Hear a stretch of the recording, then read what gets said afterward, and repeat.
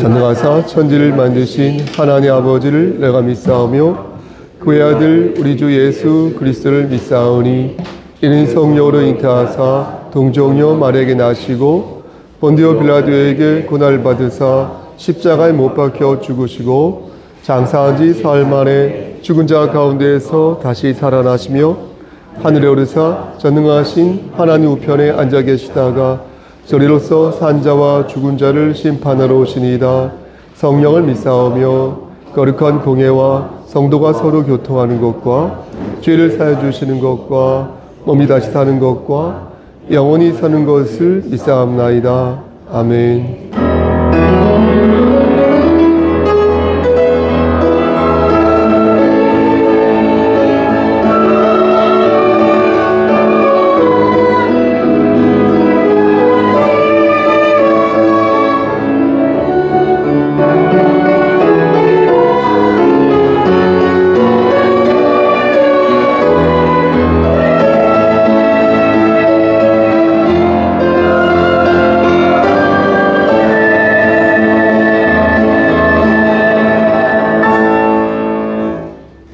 그 말씀이 너에게 매우 가까워서 너의 입에 있으며 너의 마음에 있은즉 내가 이를 행할 수 있느니라.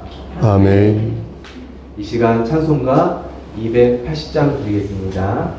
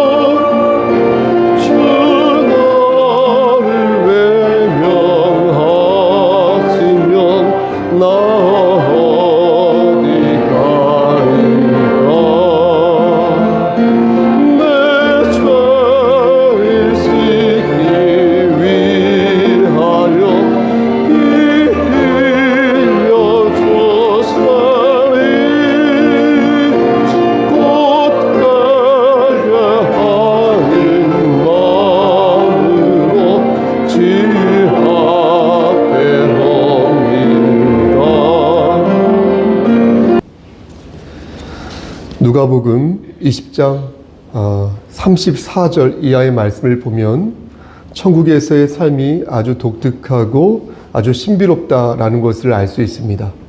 예수님께서 말씀하시기를 천국에는 장가를 가고 시집을 가는 일이 없다. 그리고 다시 죽는 일도 없다. 그리고 천사처럼 살 것이다. 그런데 부활의 자녀로서 하나님의 자녀로서 너희가 살게 될 것이다. 이렇게 말씀하셨습니다. 어떤 분은 예수님의 이런 말씀을 듣고 그럼 무슨 재미로 천국에서 살 수 있겠습니까? 뭐하러 천국에 가겠습니까? 라고 말을 하거나 묻습니다. 장가도 아니 가고 시집도 안 간다는 것은 우리가 알고 있는 그런 어떤 여러 가지 즐거운 그런 것이 있지 않겠습니까? 그런 기쁨들이 천국에 없다는 것인데 그런 재미없는 천국에 가서 못하냐라는 것입니다. 그런데 우리가 알아야 할 것은 천국이 살기 좋은 곳이라고 추측할 수 있는 근거 있죠. 여러분, 근거. 그 근거가 불가피하게 어쩔 수 없이 우리의 경험과 우리의 감각에서부터 시작된다는 것입니다. 한 번도 바나나를 먹어본 적이 없는 사람은 맛있는 음식을 떠올릴 때 바나나를 떠올리지 않죠. 그가 생각하고 느끼는 그런 만난 것들을 떠올릴 것입니다. 그가 경험한 것을 토대로 말하고 생각하는 것입니다. 그래서 가장 큰 것을 말할 때는 가장 본인이 본 것 중에서 큰 것을 말할 것이고, 가장 넓은 것을 말할 때는 역시 본인이 경험 중에서 가장 책을 보든 경험한 것을 말할 것입니다. 불가피하게 그래서 성경 기자 역시 하나님께서 그것을 고려하셔서 그러한 그의 경험과 지식이 있죠. 그런 가치관 있죠. 이런 것들을 고려하셔서 천국을 그렇게 표현하시게 허락하셨다는 것입니다. 따라서 내가 생각한 것이 천국의 전부라고 생각하는 그런 오만함을 가져서는 아니 될 것이며 그렇게 따지면 모두 마찬가지겠습니까? 천국의 반대? 지옥도 마찬가지겠죠. 여러분, 지옥도 마찬가지라는 것입니다. 천국이든 지옥이든 나의 지식과 나의 경험과 나의 감각으로 천국과 지옥을, 좀 어려운 말일 수 있는데, 희화화한다면 그것은 신앙적으로 볼 때 우리에게 전혀 도움이 되지 않는다는 것입니다. 그러므로 우리는 천국과 지옥을 생각할 때 예수님께서 들려주시는 몇몇 말씀, 그 말씀에 국한하여 천국과 지옥을 생각하고 나머지는 모두 하나님께 맡기는 방식으로 가야 한다는 것입니다. 괜히 여러분 그러시지 않으시겠지만 그것을 희화하거나 자기 마음대로 상상하여 말하거나 또는 가볍게 말해서는 아니 되겠습니다.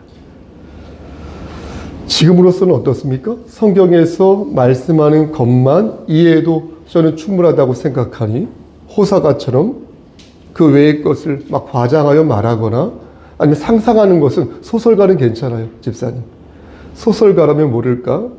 성도들에게는 그리 바람직하지 않다라는 것입니다. 그럼 성경에서는 천국을 어떻게 표현하고 있을까요? 첫째, 보십시오 여러분. 천국에는 죽음이 없다 말씀합니다. 둘째, 천국에서는 우리가 천사와 동등하게 살되 그러나 부활의 자녀로서 하나님의 자녀로 산다고 말씀합니다. 우리의 몸과 영혼이 부활하여서 천국에 이렇게 도착하게 될 때가 있지 않겠습니까? 그렇게 되면 그곳에서 우리는 영원토록 안식을 누리며 평안함을 누리며 하나님과 함께 산다는 것입니다. 그러나 뭐니 해도 천국이 좋은 이유는 지옥에 가지 않아서일 것입니다. 지옥은 하나님과의 관계가 끊어진 상태를 말하는 것인데 지옥에서는 하나님의 자녀로서 살 수 있겠습니까? 없으므로 그 상황 자체가 지옥이다라는 것입니다. 그러므로 지옥에 가면 하나님과 소통할 수가 없겠습니다. 지금 여기 있죠. 이 땅에서 있지 않습니까? 지금 이 땅에서는 하나님 믿지 않는 사람들도 하나님과 소통할 수 있습니다. 하지만 그들이 지옥에 가게 되는 순간 하나님과 영원히 단절되고 말아서 그들은 영원토록 하나님을 찾을 수 없게 되는 것입니다. 그래서 영원토록 어둠 속에서 슬피 이를 갈며 우는 것입니다. 하지만 천국은 하나님의 통치 아래에 있으니 천국에 도착한 자는 어떻게 되겠습니까? 영원토록 아버지 하나님과 함께 그곳에서 영원한 안식을 누리게 되는 것입니다. 그런데 흥미로운 점은 무엇인지 아십니까? 앞에서 말씀드린 것처럼 천국에 가면 지금의 성별 있죠. 남자, 여자, 남성, 여성 있지 않습니까? 지금의 이 성별과 다른 성별을 갖게 된다는 것입니다. 표현이 적당한지 모르겠습니다. 다른 성별을 갖게 된다는 것입니다. 이것은 성경에 나오는 말씀이니 우리가 충분히 생각할 수 있는 부분이라 하겠습니다. 그러니까 우리가 제3의 성으로 산다는 말씀이 아니라 천국에서는 남녀 간의 성별이 사라지면서 새로운 몸으로 살게 된다는 것입니다. 이를 좀 더 구체적으로 말씀드리면 예수 그리스도께서 재림하신 그 순간 있죠? 그 순간에 순식간에 우리의 그 썩은 몸이 일제히 부활하게 되는데 그때 그 우리의 몸은 우리가 이전에 지니고 있었던 그 육체가 아니라 어때요? 새로운 육체로 부활된다는 것입니다. 여러분 생각해 보십시오. 그냥 한번 생각해 보십시오. 여러분들이 만약 100세 돌아가신다면, 죽는다면 여러분들이 그 100세의 몸을 가지고 부활하면 좋겠습니까? 아마도 그런 사람은 거의 없을 것입니다. 그러므로 하나님께서 준비하신 그 새로운 몸으로 부활할 것인데, 그럼 어떤 육체로 우리가 부활하게 될까요? 다시요? 그럼 어떤 육체로 우리가 부활하게 될까요? 이것을 알면 참 좋겠는데, 아니 흥미롭겠는데 성경은 이에 대해서 1절 말씀하고 있지 않다는 것입니다. 그러므로 우리는 부활하는 그 순간에 내 몸이 어떻게 바뀌었는지를 그때 알 수 있을 것이니 지금으로서는 알 방법이 없다라는 것입니다. 그러니 누가 이래라 저래라 뭐 이런저런 말 할 수 있지 않겠습니까? 그렇게 말을 하면 그냥 그 사람이 이렇게 말하는 것보다 한 귀로 듣고 한 귀로 흘려버리시면 돼요. 귓등으로 들으시면 됩니다. 그것에 대해서 말을 혹은 깊은 생각을 섞을 이유가 없다는 것입니다. 다시 말씀드리지만 진리의 말씀은 오직 하나님의 말씀인 것이니 그 외의 것은 창작과 비평의 영역이다 라는 것입니다. 하나님의 말씀은 그러나 논쟁의 여지가 없는 진리의 말씀이라는 것입니다. 그러니 우리는 하나님의 말씀을 대할 때마다 여러분 보십시오. 이 말씀을 잘 구분하여서 이해할 필요가 있다는 것입니다. 그래서 말씀의 그 본질을 우리의 삶에 반듯하게 적용할 수가 있어야 한다는 것입니다. 오늘 본문으로 설명을 좀 하겠습니다. 오늘 본문 여러분 3절 말씀을 한번 보시겠습니까? 읽지는 않았지만 3절 말씀을 보면 사도 바울은 어떻습니까? 여자의 머리가 누구라고 말하고 있습니까? 맞습니다. 남자, 여자의 머리. 여자의 머리가 남자라고 말하고 있죠. 맞죠? 근데 남자의 머리는 누구라고 말하고 있습니까? 맞습니다. 그리스도라고 말하고 있죠. 그런 뒤에 여자의 머리를 남자라고 말하였으니까 얼핏 보면 여자를 비하하는 발언이죠. 그렇게 보이는 것이죠. 여자의 머리를 남자라고 말하는 것도 시대착오적인 말 같기도 하고, 또 남자의 머리를 예수 그리스도라고 말하면서 달랑 남자만 말하고 여자는 쏙 빼놓은 것도 기분이 안 좋은 것입니다. 그럼 우리는 이 말씀을 어떻게 이해할까요? 정말 여자의 머리가 남자인 것일까요? 그래서 여자는 존재론적으로 볼 때 남자보다 열등한 존재인 것일까요?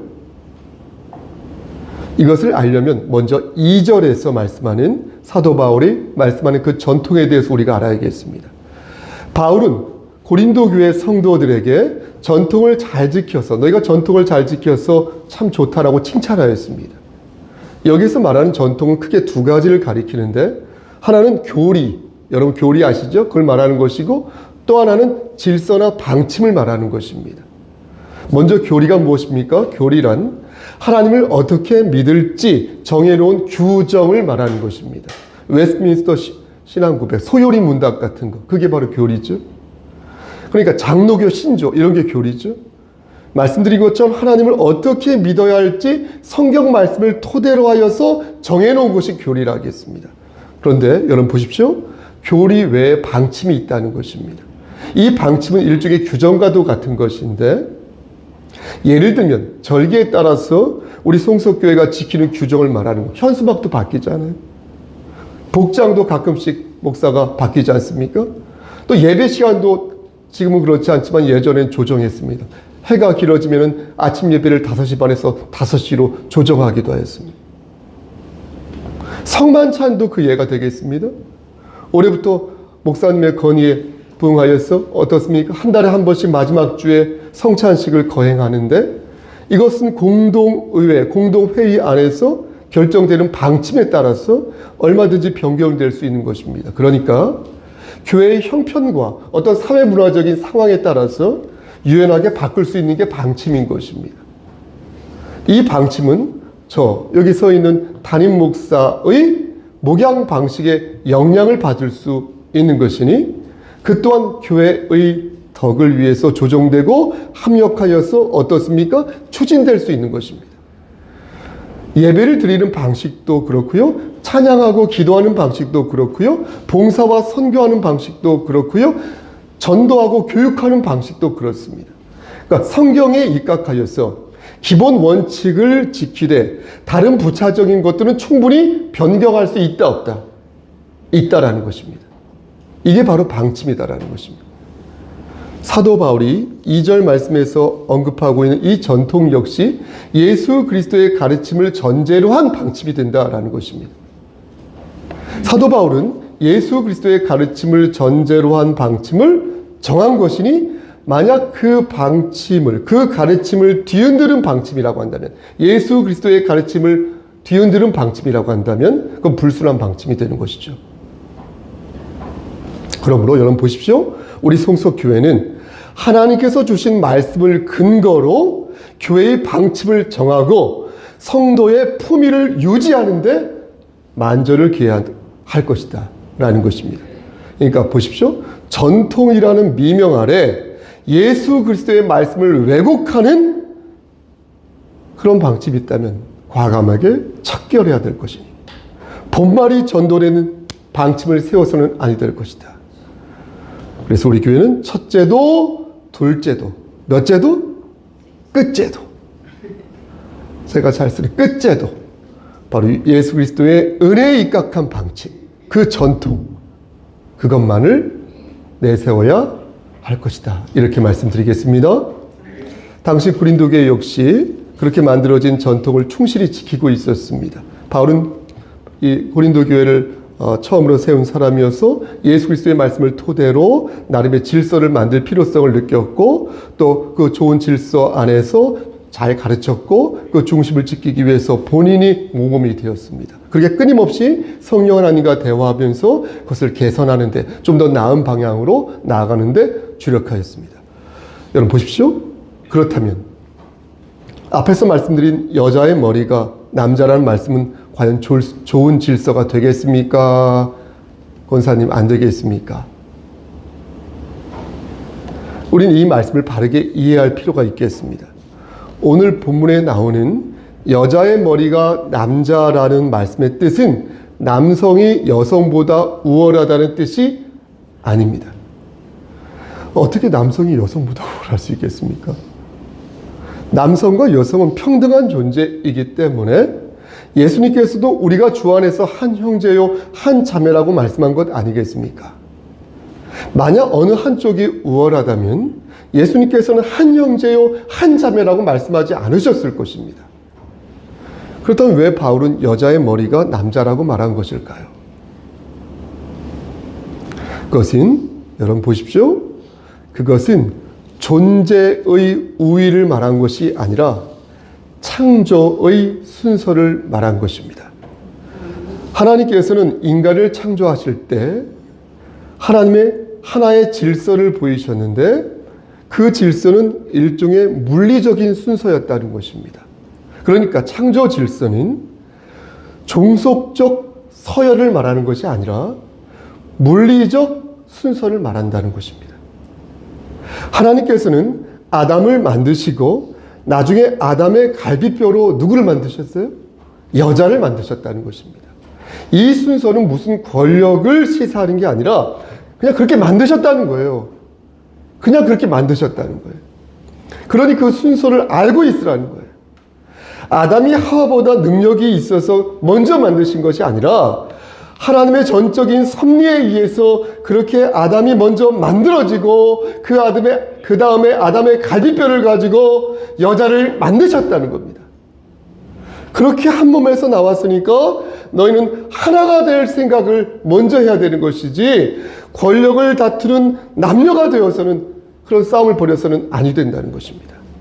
하나님께서 첫째 날에 빛을 만드시고 둘째 날에 뭘 만드셨죠? 궁창을 만드셨지 않습니까?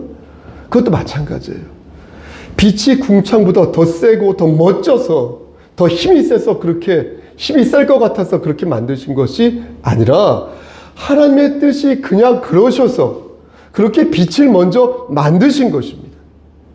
셋째 날에 식물을 만드신 것도 그렇고요. 넷째 날에 뭘 만드셨죠? 동물을 만드신 것도 그렇고요. 모두 다 하나님의 뜻이 그렇게 있으셔서 그렇게 하신 것이지, 무슨 서열이나 어떤 힘의 논리가 있어서 그렇게 하신 것이 아니다라는 것입니다. 그러니까 중요한 것은 무엇입니까? 중요한 것은 하나님께서 그것들을 만드셨다는 것, 그 자체가 중요하다는 것입니다.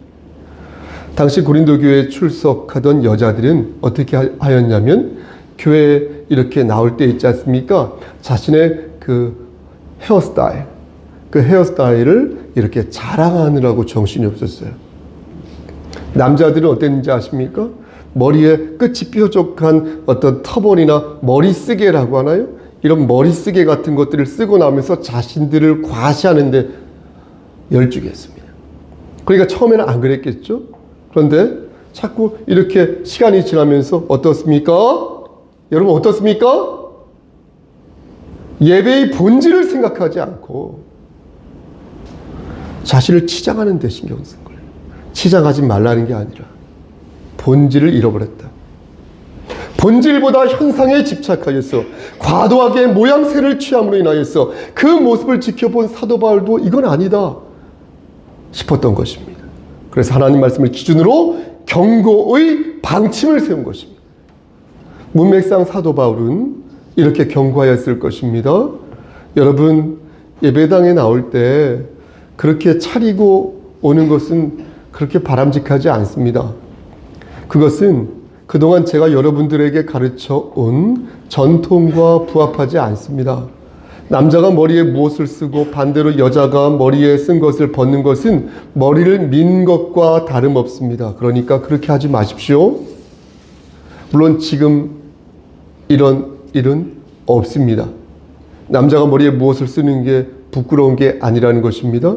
또 여자가 머리에 무엇을 벗는 것도 부끄럽습니까? 전혀 부끄럽지 않습니다.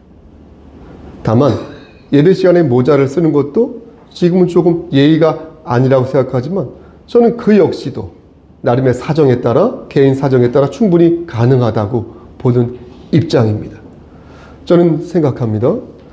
하나님의 영광을 가리지 않는 범위 내에서 보다 좀 더 유연하고 좀 더 개방적으로 하나님께 자유롭게 예배를 참여할 수는 없을까?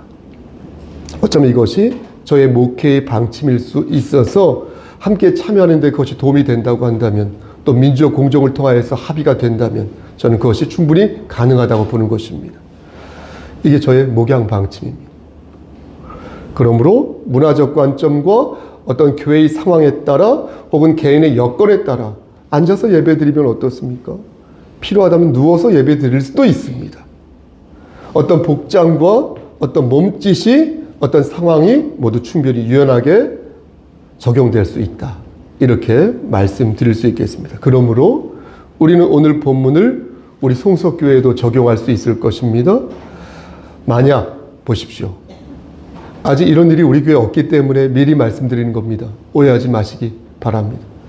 만약 우리 중에 어떤 분이 무언가를 자랑할 생각으로 어떤 행동을 할 때 그게 한두 번, 서너 번, 연한 번은 괜찮겠지만 그게 만약 지속이 되어서 만약 상대방에게 어떠한 상실감을 안길 때, 그의 말이 너무 거칠어서 내 마음에 불편함을 줄 때, 그의 행동이 너무나 거칠어서 내가 실족함을 당할 것 같을 때, 우리는 지혜롭게 우리의 행동을 돌아볼 필요가 있겠습니다. 그게 무엇이든 간에 상대방의 마음을 불편하게 하거나 혹은 무기력하게 하거나 혹은 박탈감 같은 거 줄 수 있거든요. 본의 아니게 그런 안 좋은 것들을 주는 그런 것이라고 한다면 교회는, 우리는 배려함과 관대함 차원에서 그것을 조율할 수 있는 지혜를 보여야 할 것입니다. 그래서 사도 바울은 2000년 전 당시의 상황에서 교회가 처한 입장을 고려하여서 목회자로서 방침을 정한 것이고요. 그것을 친절하게 저들에게 권면하였던 것입니다. 말씀 마칩니다. 사랑하는 우리 송석교회 성도 여러분, 그렇다면 우리는 오늘 말씀을 어떻게 우리의 삶에 적용해야 되겠습니까? 이것을 적용하려면 오늘 본문에서 무엇이 하나님의 말씀이고 무엇이 방침인지를 구별할 수 있어야 되겠습니다. 하나님의 말씀은 만고불변의 진리이거든요. 그러니 우리는 그 말씀을 토대로 방침을 정할 수 있겠으나 여러분, 성경에 나오는 방침은 만고불변한 진리가 아니거든요. 그러니 다만 참고하여도 문제가 없겠습니다. 그렇다면 무엇이 하나님의 말씀이고 무엇이 방침이겠습니까? 사랑하는 우리 송석교회 성도 여러분, 여자가 머리에 무엇을 써야 하는 것은 방침이지만 여성과 남성, 곧 인간을 존중해야 하는 것은 창조 질서에 따른 하나님의 말씀이 되겠습니다. 방침은 바뀔 수 있으나 창조 질서는 바꿀 수 없습니다. 그러므로 여자의 머리에 무엇을 써야 하는 것을 우리는 꼭 지킬 필요가 없지만 사회적 약자를 배려하고 그들의 인권을 존중하는 것은 그리스도인으로서 마땅히 지켜야 할 하나님의 말씀이 되는 것입니다. 그래서 남자가, 잘 보세요. 남자가 남자와 결혼하면 죄인 것이고 여자가 여자와 결혼하면 그 또한 창조 질서를 어기는 죄가 되는 것입니다. 그래서 인간과 동물이 성적인 관계를 맺으며 그렇게 하는 것은 죄인 것이고, 그래서 사람을 죽이고 사람을 욕보이고 물건을 훔쳐대는 것은 죄인 것입니다. 여러분, 우리는 이 땅의 청지기로서 우리에게 맡겨진 것들을 잘 관리해야 할 책임이 있습니다. 그러니 우리에게 주어진 그 책임을 반듯하게 감당해야 할 것이고, 그것을 바르게 수행하는 삶이야말로 바로 하나님 말씀에 청종하는 그리스도인의 삶이 될 것입니다. 사랑하는 우리 성도 여러분, 세상이 혼잡할 때 여러분들에게 더없이 필요한 것은 하나님의 말씀이 되겠습니다. 문학 아시죠? 저도 꽤 문학을 좋아하는데 문학 필요하고요. 철학 아시죠? 철학도 필요해요. 사상 필요합니다. 과학, 기술 매우 필요합니다. 하지만 그것은 우리의 삶을 세우는 본질이 될 수 없습니다. 지금 우리에게 필요한 것은 아버지 하나님 앞에서 무릎을 꿇는 것이니, 그리고 하나님께 회개하여 간청하는 것이니, 여러분 다시 마음이 가난한 자가 되어 제발 하나님 말씀 앞에서 무릎을 꿇고 기도하시는 여러분 되시기를 바라겠습니다. 그렇게 기도하며 하나님께 물어야 할 것이고, 그렇게 기도하며 삶의 지혜가 무엇인지 여쭈어야 할 것이고, 그렇게 기도하며 내가 누구를 의지하고 내가 지금 무엇을 향하여서 달려가야 하는지를 스스로에게 물어야 할 것입니다. 유연한 사고, 변화에 대한 열정, 사회적 약자에 대한 변화, 공정으로서의 정의, 실체적인 진실 모두 다 중요하지만 그 어떤 것도 진리의 말씀을 대신할 수 없으니 천국 백성들은 자본이 흥할수록 더욱 하늘의 것을 사모해야 할 것입니다. 주님을 주님으로 여기면서 그분의 말씀을 귀담아 들어야 할 것입니다. 그러므로 부족한 종이 오늘 본문을 들어 여러분들에게 이렇게 권면합니다. 여러분, 하늘의 것을 소망하십시오. 진리의 말씀에 순종하십시오. 본말이 전도된 삶을 살지 마십시오. 다시 하나님의 말씀을 붙잡고 하나님의 영광을 생각하십시오. 지금 당장 죽어도, 내가 죽어도 아버지 하나님께 칭찬을 듣는 그런 삶을 사십시오. 한 주간 동안 그렇게 사시기를 저 좀 보시고요. 주님의 이름 받들어 간절히 축원합니다. 아멘. 기도하시겠습니다. 거룩하시고 자비로우신 하나님 아버지, 우리가 하나님 말씀 붙잡고 다시 하나님이 기뻐하시는 삶을 살기를 소원하오니 우리에게 능력을 더하여 주셔서 우리가 넘어지고 쓰러질 때마다 다시 일으켜 세워 주시옵소서. 모든 말씀 예수 그리스도인 받들어 감사하며 기도드려 싸움나이다. 아멘.